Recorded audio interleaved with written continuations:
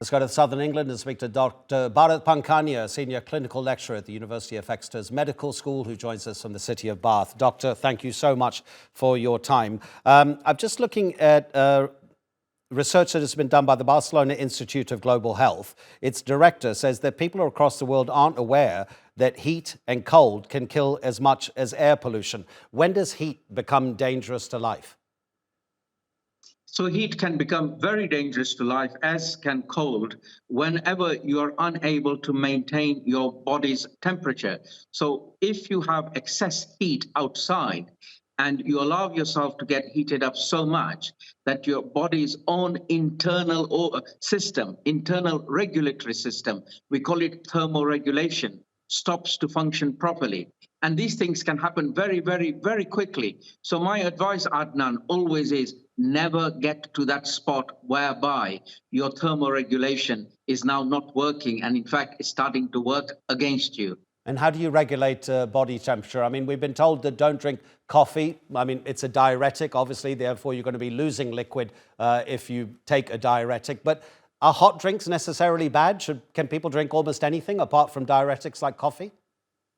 Well, ideally, you want to keep cool. Of course, you can have hot drinks, but the key thing is stay in the shade, stay in the cool of the house, shut your curtains to stop the light from the sun coming in and heating up your room, and then, of course, remain hydrated. But remaining hydrated can be with either water. Water is one of the best drinks possible. Other drinks are also possible. But when you drink things like excessive amounts of tea or coffee, both of them can act as a diuretic. And when they act as a diuretic, what happens is the stickiness, the viscosity of your blood increases. And if the stickiness, the viscosity of your blood increases because you are now dehydrated, then you have a greater chance of creating clots. And if you have a clot in your heart, you get a heart attack. If you have a clot in your brain, you get a stroke. So you don't want to do those things which make your blood sticky, which then gives you those heart attacks or strokes. Doctor, from a medical point of view, but also, and by the way, congratulations, you were recently elected as Deputy Mayor of Bath, and I actually want to ask you a question about that. For people who have a responsibility for town planning, for how cities are built, from a medical point of view, but also because you're Deputy Mayor of Bath, how do you feel that cities are dealing with urban planning because of what the climate crisis is bringing? People can be protected, can't they, in urban centres? Absolutely, and thank you for asking that question, Adnan, and thank you for your congratulations. So before I became Deputy Mayor, as a public health expert, we have always been talking about the cooling of cities.